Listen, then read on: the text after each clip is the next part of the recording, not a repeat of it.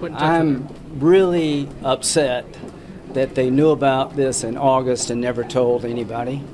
I'm really upset if Dianne Feinstein believed this was a credible allegation, that you wouldn't do Mr. Judge Kavanaugh the service of saying, I've got this, what's your side of the story?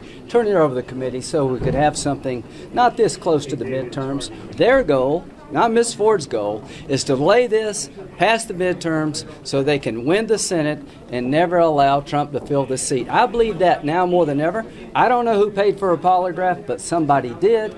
And here's what I'm more convinced of.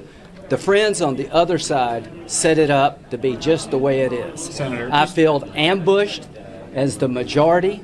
We're going to hear from Mr. Kavanaugh, Judge Kavanaugh, and I've been a judge, a prosecutor, and a defense attorney. And here's what I'll tell you. When it comes to where it happened, I still don't know. I don't know when it happened. She said she's 100% certain it did happen. I bet you Judge Kavanaugh will say, I'm 100% sure I didn't do it. The people named say they don't know what Ms. Ford's talking about. She can't tell us how she got home and how she got there. And thus the facts I'm left with. A nice lady who has come forward to tell a hard story that's uncorroborated, and this is enough. God help anybody else that gets nominated. Based on what I heard today, you could not get a search warrant or an arrest warrant because you don't know the location, you don't know the time, and you don't have any corroboration. Yeah, I thought Dr. Ford did a good job. I just regret that her letter to Senator Feinstein that she requested that it be confidential was against her wishes and without her authorization released to the press. And I'm sorry that her lawyers didn't tell her of the committee's offer to fly staff to California to be able to do a question and answer interview on a bipartisan basis. That wasn't conveyed to her.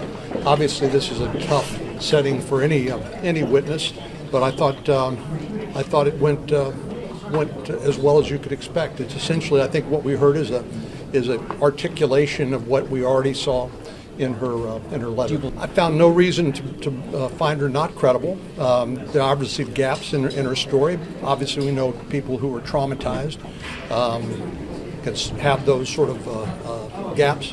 But again, I regret that she finds herself in this circus-like setting because her letter to Senator Feinstein was released to the press against her knowledge and without her authorization.